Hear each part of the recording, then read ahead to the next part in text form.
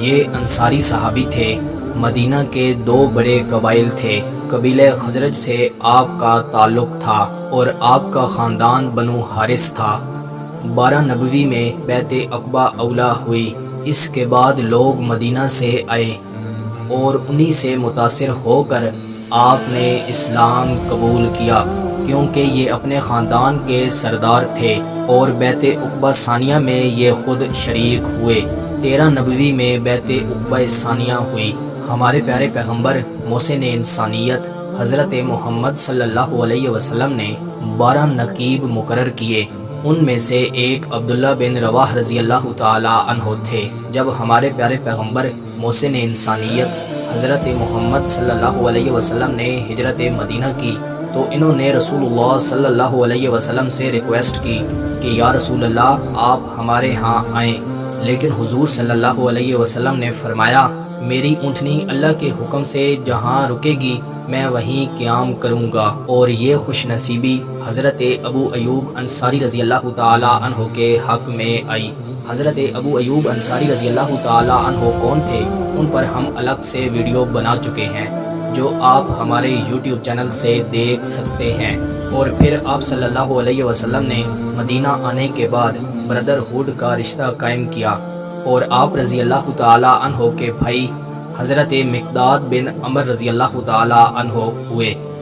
3 بڑے شاعر انصار میں سے تھے جو رسول اللہ صلی اللہ علیہ وسلم کا ڈیفنس کرتے تھے۔ سب سے بڑے شاعر حضرت حسان بن ثابت رضی اللہ تعالی عنہ تھے۔ دوسرے نمبر پر حضرت کعب بن مالک رضی اللہ تعالی عنہ تھے اور تیسرے نمبر پر حضرت عبداللہ بن رواحہ رضی اللہ تعالی عنہ تھے۔ حضرت عبداللہ بن رواحہ رضی اللہ تعالی عنہ بہت بڑے شاعر تھے۔ غزوہ بدر سے لے کر جنگ موتا تک ہر جنگ میں ہمارے پیارے پیغمبر محسن انسانیت حضرت محمد صلی اللہ علیہ وسلم کے ساتھ رہے اور جنگ موتا میں آپ کی شہادت ہوئی۔ ہر جنگ میں جاتے وقت سب سے آگے ہوتے تھے، واپسی پر سب سے پیچھے۔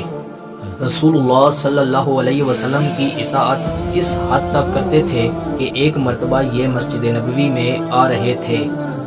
نبی علیہ السلام صحابہ کرام کو فرما رہے تھے بیٹھ جاؤ۔ ان کے کانوں تک یہ بات پہنچی، فوراً اسی جگہ بیٹھ گئے۔ پھر کسی نے آ کر آپ صلی اللہ علیہ وسلم کو بتایا۔